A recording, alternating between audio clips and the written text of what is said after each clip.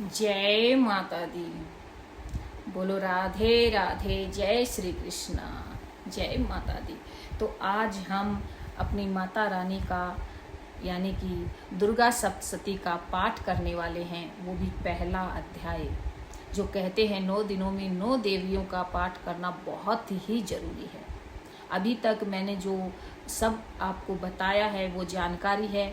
अब हमारे पाठ शुरू करते हैं। तो आज का पहला पाठ है, हमारा पहला अध्याय है, जो महर्षि ऋषि राजा सूरत और समाधि को देवी की महिमा बताना। तो आइए हम अपना ये पाठ आज का अपना माता का शुरू करते हैं बिना देरी किए हुए। महर्षि मार्कंडेय जी बोले, सूर्य के पुत्र सावर्णी की उत्पत्ति की कथा विस्तार पूर्वक कहता हूँ, सुनो। सावर्णी महामाया की कृपा से जिस प्रकार मवंतर के स्वामी हुए, उसका हाल भी सुनो। पहले स्वारोचित नामक मवंतर में चैत्रवंशी सूरत नाम के एक राजा थे। सारी पृथ्वी पर उनका राज्य था। वह प्रजा को अपने पुत्र के समान मानते थे, तो भी कौलाविंध्यवंशी राजा उनके शत्रु बन गए। दुष्टों को दंड देने वाले राजा सूरत की उनके साथ लड़ाई हुई। कौलाविंध्यवंशियों की संख्या में कम होने पर भी राजा सूरत युद्ध में उनसे हार गए। तब वह अपने नगर में आ गए। केवल अपने देश का राज्य ही उनके पास रह गया। केवल उनके देश का ही राज्य उनके पास रह गया। उसी देश में राजा होकर राज्य करने लगे, किंतु उनके शत्रुओं ने उन पर वहां भी आक्रमण कर दिया। वहां पर भी आक्रमण करने के बाद राजा को बलहीन देखकर उसके दुष्ट मंत्रियों ने राजा की सेना और खजाना अपने अधिकार में ले लिया। राजा सूरत ने अपने राज्याधिकारी को हार कर वह शिकार खेलने बहाने घोड़े पर सवार होकर वहां से एक भयंकर वन की ओर चले गए। उस वन में उन्होंने महर्षि मेधा का आश्रम देखा। वहां महर्षि अपने शिष्यों तथा मुनियों से सुशोभित बैठे हुए थे और वहां कितने ही हिंसक जीव परम शांति भाव में रहते हैं। राजा सूरत ने महर्षि मेधा को प्रणाम किया और महर्षि ने उनका उचित सत्कार किया।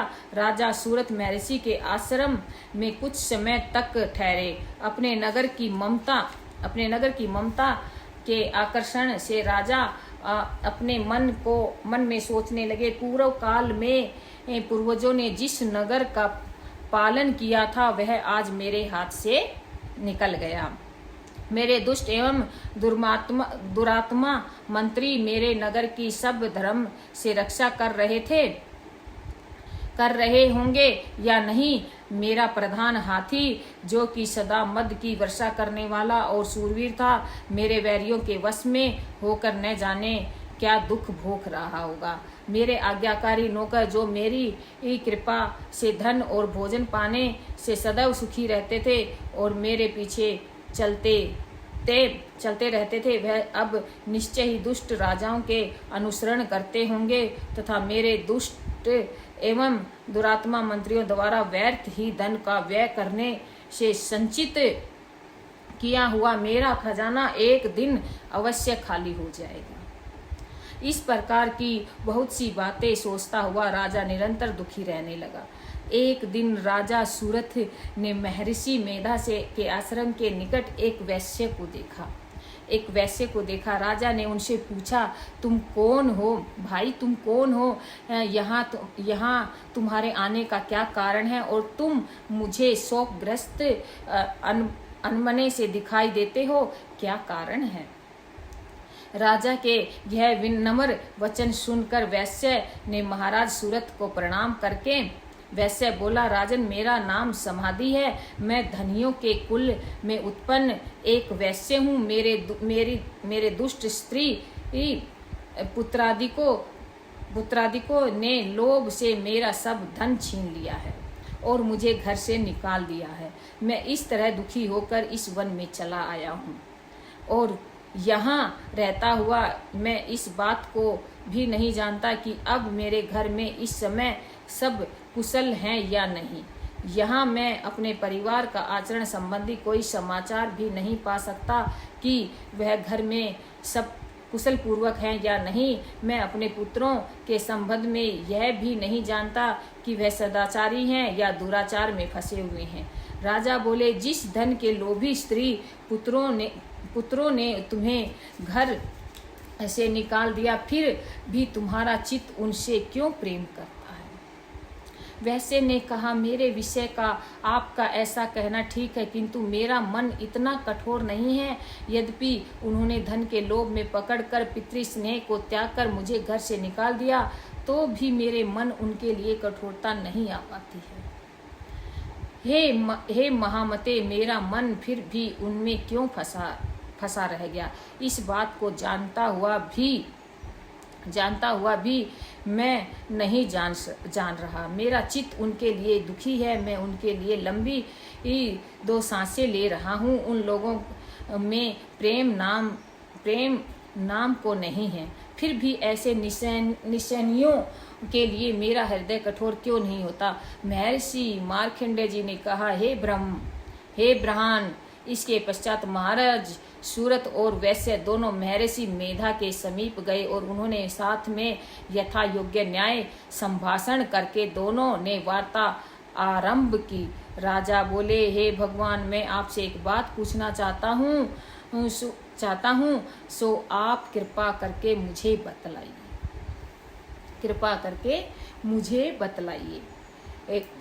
बतलाइए। मेरा मन मेरे अधीन नहीं है, इससे मैं बहुत ही दुखी हूँ। धनादि की चिंता अभी तक मुझे बनी हुई है और मेरी ममता अज्ञानियों की तरह बढ़ती ही जा रही है। और यह समाधि नामक वैश्य भी अपने घर से अपमानित होकर आया है। इसे भी स्वजनों ने भी इसे त्याग दिया है। स्वजनों से त्यागा हुआ भी यह उनसे हार्दिक प्रेम रखता है। इस तरह हम दोनों ही दुखी हैं। हे महाभाग, उन लोगों के अवगुणों को देखकर भी हम दोनों के मन में उनके लिए ममता जनित आकर्षण उत्पन्न हो रहा है। हमारे ज्ञान रहते हुए भी ऐसा क्यों? अज्ञानी मनुष्यों की तरह हम दोनों यह मूर्खता क्यों कर रहे हैं? महर्षि मेधा ने कहा, विषम मार्ग का ज्ञान सब जंतुओं को है। सबों के लिए विषक पृथक पृथक होते हैं। कुछ प्राणी दिन में नहीं देखते और कुछ रात को, परंतु कोई भी जीव ऐसे नहीं जो दिन तथा रात दोनों में देख सकते हैं। दिन तथा रात दोनों में देख सकते हैं। यह सत्य है कि मनुष्य में ज्ञान प्रधान है, किंतु केवल मनुष्य ही ज्ञानी नहीं होता। पशु पक्षी आदि भी ज्ञान रखते हैं। जैसे यह पशु पक्षी ज्ञानी है, वैसे ही मनुष्यों का ज्ञान है, और ज्ञान मनुष्यों में है वैसे ही पशु पक्षियों में भी है। तथा अन्य बातें भी दोनों की एक जैसी पाई जाती हैं। ज्ञान होने पर भी पक्षियों की ओर देखो कि अपने भूखे से पीड़ित बच्चों की चोंच में कितने प्रेम से अन्न का दाना डालते हैं। हे राजन, ऐसा ही प्रेम मनुष्यों में अपनी संतान के लिए प्रति पाया जाता है। लोभ के कारण अपने उपकार का बदला पाने के लिए मनुष्य पुत्रों की इच्छा रखते हैं और इस प्रकार मोह के गड्ढे में गिर जाते हैं। जबकि पशु पक्षी बदला नहीं चाहते, लेकिन मोह माया में इंसान ऐसा चाहता है कि हमारी जो है पुत्रों की मोह माया में फंसे रहते हैं कि ये हमें बाद में देखेंगे, गड्ढे में गिर जाते हैं। भगवान श्री हरि की जो माया है उसी से यह संसार मोहित हो रहा है। इसमें आश्चर्य की कोई बात नहीं, क्योंकि वह भगवान विष्णु की योग निद्रा है। यह माया ही तो है जिसके कारण संसार मोह में जकड़ा हुआ है। यही महामाया भगवती देवी ज्ञानियों के चित्त को बलपूर्वक खींचकर मोह में डाल देती है और उसी के द्वारा संपूर्ण जगत की उत्पत्ति होती है। यही भगवती देवी प्रसन्न होकर मनुष्यों को मुक्ति प्रदान करती है। मुक्ति इस तरह प्रदान करती है कि उनके सारे कष्ट मिट जाते हैं। यह संसार के बंधन का कारण तथा संपूर्ण ईश्वरों की भी स्वाभिमानी है। महाराज सूरत ने पूछा, भगवान, वह देवी कौन सी है जिसका आप महामाया कहते हैं?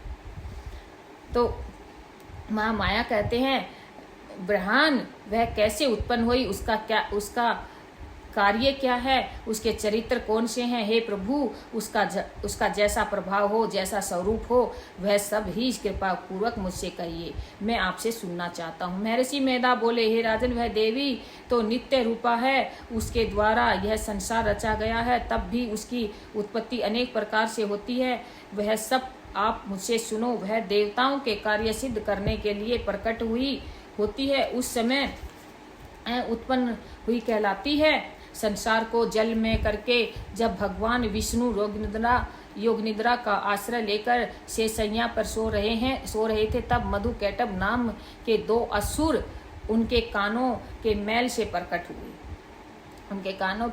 प्रकट हुए और वह श्री ब्रह्मा जी को मारने के लिए तैयार हो गए। श्री ब्रह्मा जी ने जब उन दोनों को अपनी ओर आते देखा और यह भी देखा कि भगवान विष्णु योग निद्रा में का आश्रय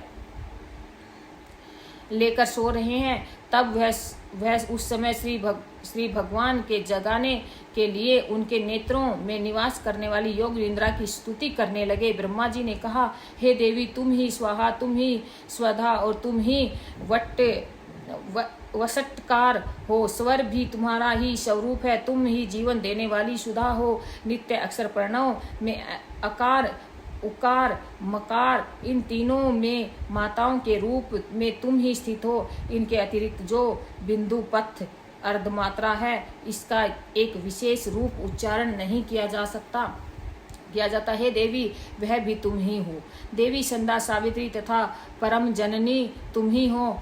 तुम इस विश्व को धारण करने वाली हो। तुमने ही इस जगत की रचना की है और तुम ही इस जगत का पालन करने वाली हो, और तुम ही कल्प के अंत में सबको भक्षण करने वाली हो। हे देवी, जगत की उत्पत्ति के समय तुम सृष्टि की रूपा होती हो, पालन काल में स्थित रूपा और कल्प के अंत में संहार रूप धारण कर लेती हो।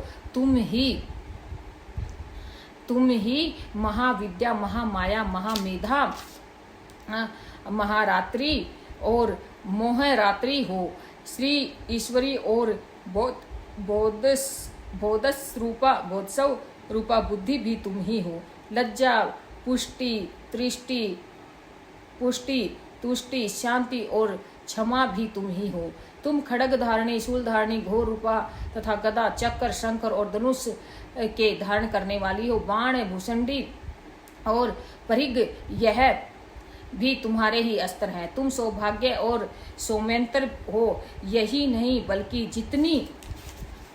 जितनी भी सौम्य तथा सुंदर वस्तुएं इस संसार में हैं, उन सब से बढ़कर सुंदर तुम ही हो। पर और अपर सबसे पर रहने वाली सुंदर तुम ही हो। सर्वस्तर रूपे देवी, जो भी सत्य असत्य पदार्थ और उनमें जो शक्ति है, वह तुम ही हो। ऐसी अवस्था में भला तुम्हारी स्तुति कौन कर सकता है। इस संसार की सृष्टि पालन और संहार करने वाले जो भगवान हैं, उनको भी जब तुमने निद्रा से वशीभूत कर दिया है, तो फिर तुम्हारी स्तुति कौन कर सकता है। मुझे भगवान विष्णु तथा भगवान शंकर को शरीर धारण कराने वाली तुम ही हो। तुम्हारी स्तुति करने की शक्ति किसमें है। हे देवी, तुम तो अपने इन उदार प्रभावों के कारण ही प्रशंसनीय हो। मधु और कैटभ को जो भयंकर असुर हैं, इन्हें तो मोह में डाल दो और श्री हरि भगवान विष्णु को जल्दी ही जगा दो और उनमें इनको मार डालने की बुद्धि उत्पन्न कर दो। महर्षि मेधा बोले, हे राजन, जब श्री ब्रह्मा जी ने देवी से इस प्रकार स्तुति करके भगवान विष्णु को जगाने तथा मधुकैटभ को मारने के लिए कहा, तब वह भगवान श्री विष्णु के नेत्र से मुख, नासिका और बाह, हृदय और वक्षस्थल से निकलकर ब्रह्मा जी के सामने आ खड़ी हुई। उनका ऐसा करना था कि भगवान श्री हरि तुरंत जाग उठे। दोनों ही असुरों को देखा, जो कि अत्यंत बलवान तथा पराक्रमी थे और क्रोध के मारे जिन नेत्रों से लाल हो रहे थे और जो ब्रह्मा जी के वध करने के लिए तैयार थे, तब क्रुद्ध हो उन दोनों दुरात्मा असुरों के साथ भगवान श्री हरि पूरे 5000 वर्ष तक लड़ते रहे। एक तो वह अत्यंत बलवान था, पराक्रमी थे, दूसरे महामाया ने भी उन्हें मोह में डाल रखा था। अतः वह श्री भगवान से कहने लगे, हम दोनों तुम्हारी वीरता से अत्यंत प्रसन्न हैं, तुम हमें से कोई वर मांगो। भगवान ने कहा, यदि तुम मुझ पर प्रसन्न हो तो तुम मेरे हाथों से मर जाओ, बस इतना सा ही वर मैं तुमसे मांगता हूँ। यहाँ दूसरे वर में क्या प्रयोजन? महर्षि मेधा बोले। इस तरह से जब वह धोखे में आ गए और अपने चारों ओर जल ही जल देखा तो भगवान श्री हरि कहने लगे, जहाँ पर जल न हो, सूखी जमीन हो, उसी जगह हमारा वध कीजिए। महर्षि मेधा कहते हैं, तथास्तु कहकर भगवान श्री हरि ने उन दोनों को अपनी जांघाओं पर लिटाकर उन दोनों के सिर काट डाले। इस तरह से यह देवी श्री ब्रह्मा जी के स्तुति करने पर प्रकट हुई थी। अब तुम से उनके प्रभाव का वर्णन करता हूँ, सो सुनो। तो दूसरे प्रभाव का जो वर्णन करेंगे वो दूसरे अध्याय में होगा। ये हमारा माता रानी का पहला अध्याय था, पहले दिन का पाठ था। तो हमारी जो माता रानी हैं, जो पहले दिन जो आती हैं, वो शायद से शैलपुत्री ही हैं, पर मैं कंफर्म नहीं हूँ, अगर गलती हो जाए तो क्षमा कर देना। ये उनका पाठ था। दूसरा पाठ हम दूसरे दिन कौन सी माता हैं उनका करेंगे। तो इसीलिए आज का हमारा पाठ ये कंप्लीट हुआ। और जो भी इस माता के 9 दिन के 9 पाठों को करते हैं माता रानी के सामने, उनके सारे काम सिद्ध होते हैं और उनसे जो कष्ट हैं वो तो दूरों कोसों भागते हैं। इसलिए हमें नियम पूर्वक माता के इन पाठों का स्मरण करना चाहिए और नवरात्रि में तो खासकर माता रानी के पाठ हमें जरूर करने चाहिए। यही हमारा जो है माता रानी का पहला पाठ था जो हमने आपको सुनाया।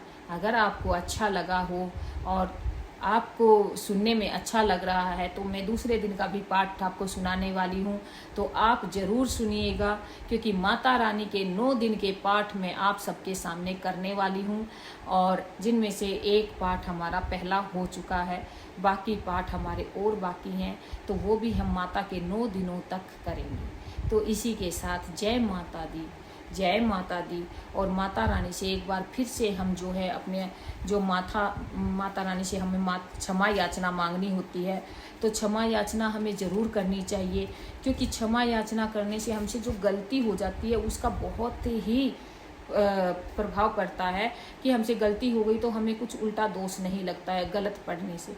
तो वो क्षमा यही है, हे परमेश्वरी, मेरे द्वारा रात दिन सहस्त्रों अपराध होते हैं, अपनी सेवक समझकर है, या फिर कोई मतलब जेंट्स है तो अपना सेवक समझकर मुझे कृपा पूर्वक माफ़ कर दीजिए। अपनी सेवक समझकर मुझे कृपा पूर्वक माफ़ कर दीजिए और मेरे उन अपराधों को भी माफ़ कर दीजिए जो मैंने भूल से कर दिए हैं, कम या ज़्यादा जो भी मैंने पूजा में कर दिया है उसके लिए भी माफ़ कर दीजिए। तो हमें माता रानी से ऐसे माफ़ी मांगते हुए अपने माता रानी का, वो कहते हैं ना, हमारी 9 दिनों की पूजा से ही हमारी माता रानी हमें दर्शन देकर जाती हैं, ऐसे ही थोड़ा ही ना दर्शन देती हैं। तो हम 9 दिन बहुत ही अच्छे से पूजा करने वाले हैं। तो आप सबके साथ ये खुशियाँ तो हम ज़रूर बांटेंगे, आपको पाठ तो ज़रूर सुनाने वाले हैं। तो आप हर रोज़ हमारा एक पाठ सुनिएगा, आपको पाठ सुनने के लिए मिलेगा। इसी के साथ बोलते ना, छोटी सी कन्या दर्शन दे गई रे, एक छोटी सी कन्या। सबने पूछा मैया नाम तेरा क्या है, नाम तेरा क्या है, दुर्गा नाम बता गई रे, एक छोटी सी कन्या भक्तों को दर्शन दे गई रे, एक छोटी सी कन्या। हमने पूछा मैया तेरा धाम क्या है, पहाड़ों वाली देवी बता गई रे, एक छोटी सी कन्या। जय माता दी, जय माता दी। तो हम अगले पाठ में फिर मिलते हैं। जय माता दी, जय माता।